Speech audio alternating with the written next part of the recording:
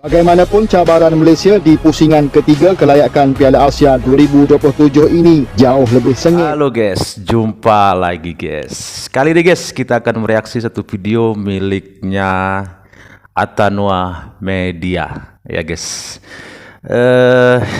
Memang kocak ya orang-orang Malaysia ini guys ya. Lucu ya. Kenapa saya bilang lucu guys? Ternyata banyak di antara mereka itu sebenarnya tidak tahu kalau timnas kita ya, timnas Indonesia itu sudah otomatis lolos ke Piala Asia ya. Padahal sih sebenarnya kalau kita sama-sama tahu mereka ini kan orang-orang yang sangat-sangat pintar ya. Tapi kenapa ya kok bisa mereka tidak tahu kalau Indonesia itu sudah secara otomatis lolos ke Piala Asia ya. Kita ketawain aja ya, biar awet muda kita guys. Gak usah berlama-lama guys, langsung saja kita tonton videonya sambil kita menonton sambil berkomentar ya. Namun jangan lupa guys, nanti teman-teman ya kunjungi channel Atanua Media. Linknya saya taruh di deskripsi ya, di subscribe pastinya. Oke guys ya, langsung saja kita tonton videonya.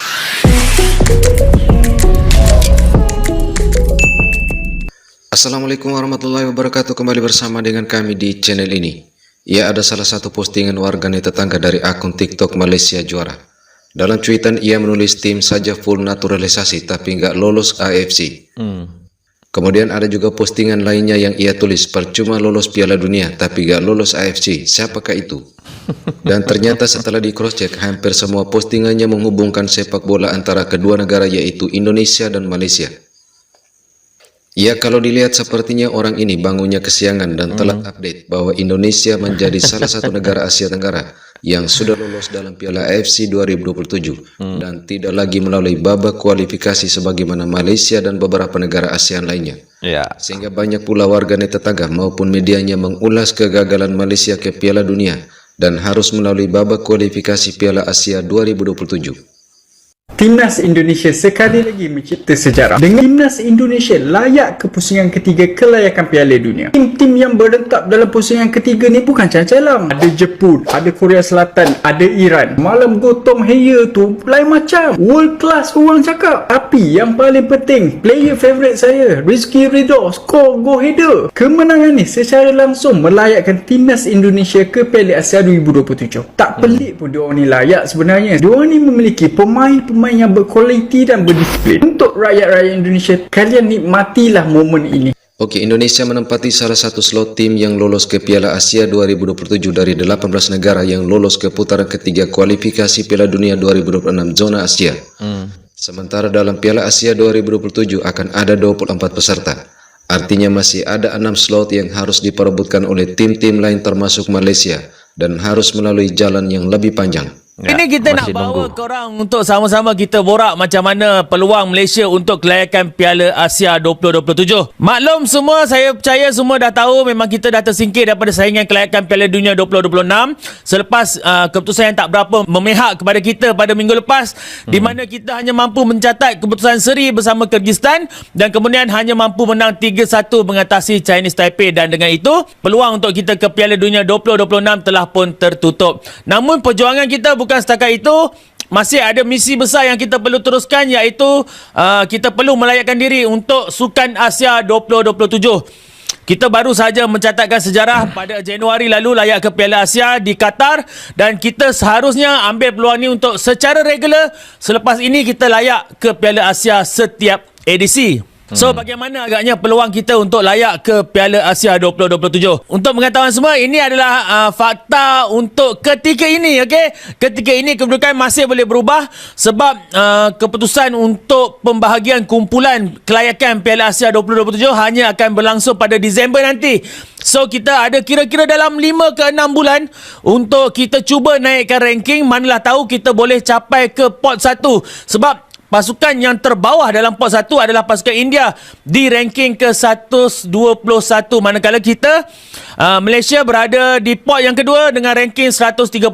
Bermaksud seandainya Malaysia ingin meletakkan diri dalam pot 1, kita perlu menaiki 17 anak tangga. Kalau ikut sekarang biar aku bacakan sikit kedudukan negara-negara yang ada pada setiap pot. Pot 1 ada pasukan Libya, Tajikistan, Thailand, Vietnam, Lebanon dan juga India. Manakala pot 2 yang melibatkan pasukan kita ada Filipina, ada Turkmenistan, Afghanistan, Singapura dan Yaman. Untuk pot yang ketiga ada Hong Kong, Chinese Taipei, ada Bangladesh, ada Myanmar, Nepal dan Maladewa. Dan yang pot keempat, pot terakhir ada Bhutan, Laos, Pakistan dan juga pemenang-pemenang pelautan playoff, iaitu playoff pertama Sri Lanka menentang Kemboja, playoff kedua Timor Leste menentang Mongolia dan Brunei Darussalam menentang Macau. Jadi ini adalah pembahagian pot-pot pada ketika ini mengikut ranking sekarang. So kita nak bawa anda semua untuk komen siapa yang korang rasa sebaiknya untuk Malaysia berada dalam kumpulan tersebut. Pasukan-pasukan ini akan dibahagikan kepada 6 kumpulan, 4 kumpulan dalam setiap grup dan hanya juara kumpulan sahaja yang akan layak. Jadi kalaulah dilihat pada pot-pot ni, kalau tanya aku, pilihan aku of course kalau dari pot 1, aku harapkan India akan bersama kita lah. Sebab dalam kalangan pot 1 ni boleh katakan semua pasukan yang ada di situ kita tak ada rekod yang baik kecuali India. Sebab last kita jumpa India adalah pada Pesta Bola Merdeka 2023. Kita berjaya menewaskan India part 2. Jadi tak mustahil untuk kita tewaskan India sekali lagi. Manakala untuk pot 2 iaitu diwakili pasukan Malaysia kita. Dan pot 3 kalaulah boleh aku nak pilih pasukan Bangladesh. Ingat lagi tak masa kita nak melayakkan diri dalam Piala Asia Qatar ni, Bangladesh ada dalam satu grup kita dan di mana vibe yang dia bawa fan Bangladesh ketika berlawan dengan Malaysia di Stadium Bukit Jalil. Wow, aku rindukan vibe tu. Memang luar biasa. Fan dia ramai. Aku nak suasana tu dia dapat kan naikkan juga moral pasukan kita.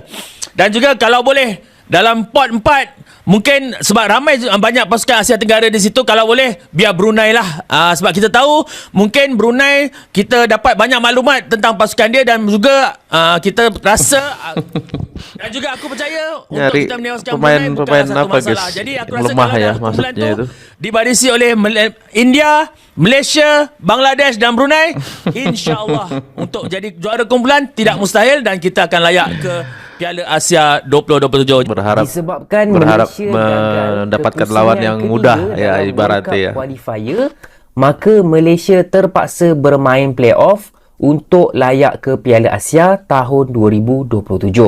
Aku akan bagi info sikit pasal benda ni. Sebelum tu aku nak minta tolong daripada korang yang belum follow lagi akaun ni, bolehlah tekan butang follow. Dah follow? Mantap bos. So, untuk pengetahuan semua, Malaysia diletakkan dalam pot yang kedua. Korang boleh nampak dekat situ, kita diletakkan sama level dengan Filipina dan juga Singapura. Walaupun kita tahu kita bukan level tu. Singapura hari tu kena bantai dengan Korea. Kita berjaya mengikat Korea 3 sama, betul tak? Dekat pot pertama, kita ada Thailand, Syria, Vietnam, Lebanon dan juga India. Okey, cuma Gampang berita banget mereka yang ni agak meremehkan lawan merisaukan ya. untuk negara Malaysia, hanya juara grup sahaja yang akan layak ke Piala Asia.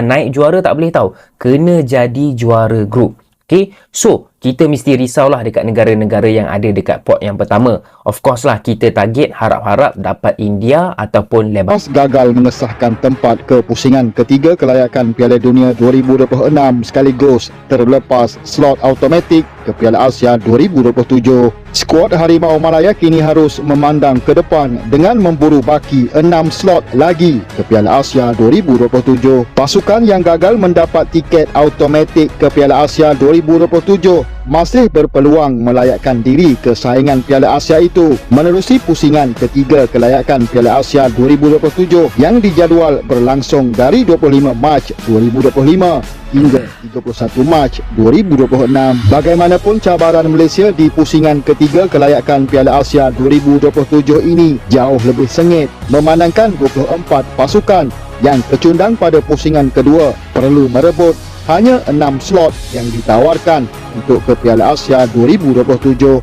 Ini bermakna hanya juara kumpulan pada pusingan ketiga kelayakan akan menyertai 18 pasukan yang sudah melayakkan diri ke saingan yang akan berlangsung di Arab Saudi. Selamat berjuang Harimau Malaya. Dan diketahui Piala Asia 2027 akan berlangsung di Arab Saudi sebagai tuan rumah, yang kompetisinya dijadwalkan bergulir pada 15 Januari hingga 8 Februari 2027.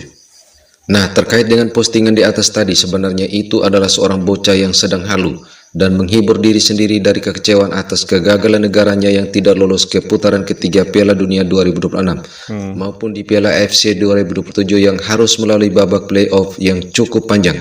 Dan itu pun hanya 6 slot yang tersisa dan akan diperebutkan oleh 24 tim. Oke, terima kasih sudah menonton video ini hingga usai. Wassalamualaikum warahmatullahi wabarakatuh. Benar kata Bang Admin ini tadi ya, mungkin orang Malaysia ini ya lagi baru bangun tidur ya.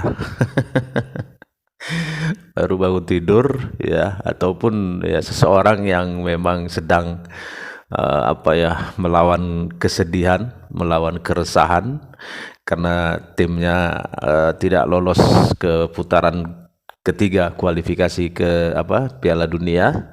Ya, jadinya dia membuat sebuah cerita yang bisa menghibur dirinya lah, karena mungkin mereka bingung cara menghibur diri mereka itu seperti apa. Akhirnya ya membuat dongeng seperti ini.